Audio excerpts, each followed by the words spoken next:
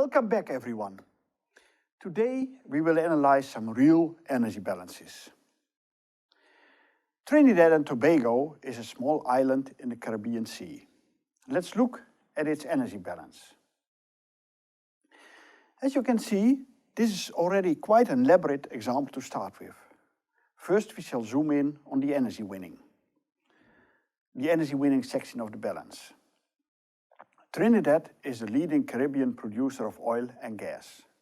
This is reflected in the exports row within the production sector of Trinidad's energy balance.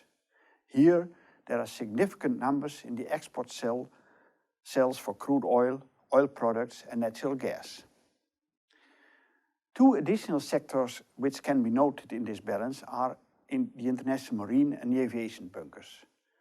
These sectors account for the energy delivered to the airplanes and ships which are leaving, in this case, Trinidad.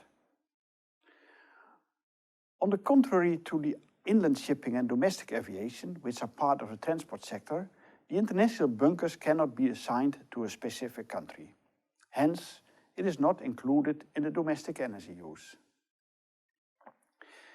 In terms of sustainable energy, Trinidad was not far in 2012. Sustainable energy was limited to around 580 terajoule from biofuels and waste. When we take a look at the conversion section, electricity is generated with primarily gas-fired power plants, given the large natural gas production by Trinidad. The other transformation row in the conversion sector addresses the non-fossil energy used in the conversion sector, namely energy from biofuels and waste.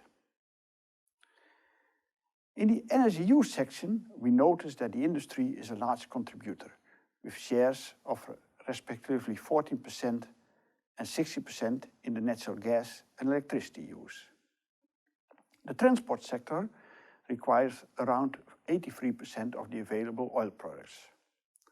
Furthermore, the residential sector and the commercial and public services sector, of which the others row consists of, use the rest of the electricity at 29% and 11% respectively.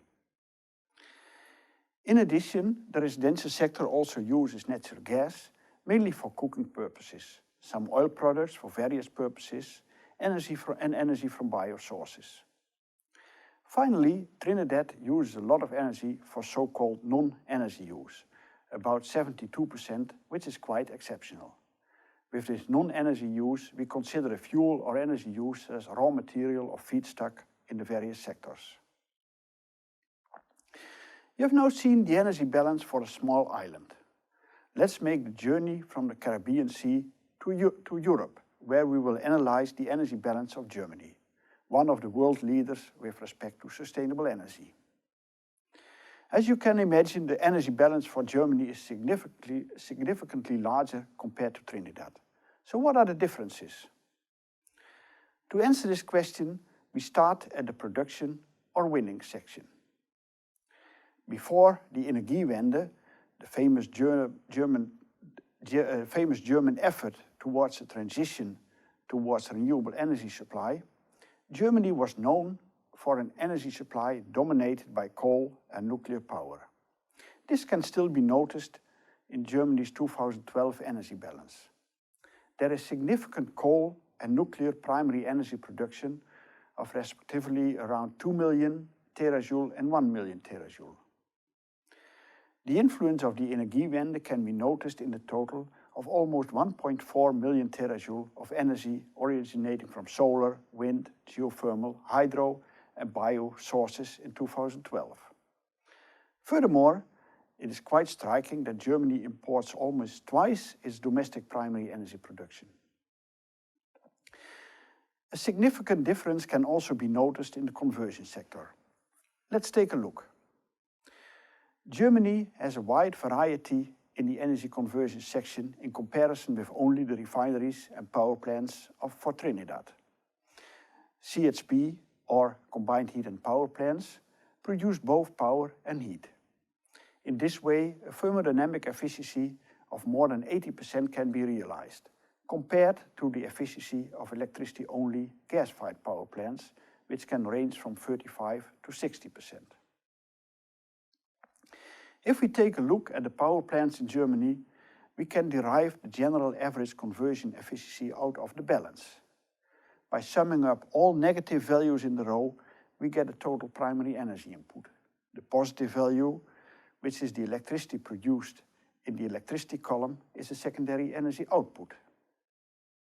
When dividing the electricity output by the energy input, we get an efficiency which can be rounded up to 43%.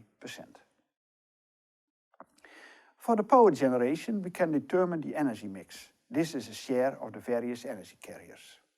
For Germany, the total electricity generated in 2012 amounted about 2,200 petajoule. 60% of this power is generated with fossil fuels, of which coal is dominant, while 16% is generated as nuclear energy. The share of the renewable power amounted about 24% in 2012. Especially wind and solar are dominant contributors for 12% of the total. The German domestic energy use section is very extensive, too extensive to present in one slide. Different from Trinidad, the other sector, encompassing the residential sector and the common and public services sector, is the dominant energy user in Germany. The others sector has a share of 41% in the total final consumption, while the share is only 3% in Trinidad.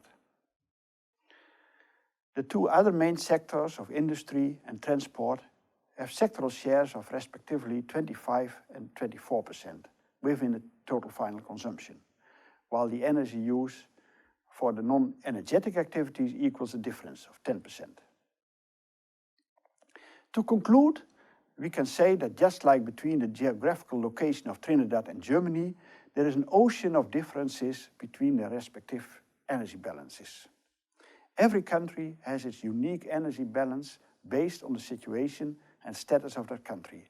Hence, it is important that we learn from each other towards a more sustainable energy balance for our globe.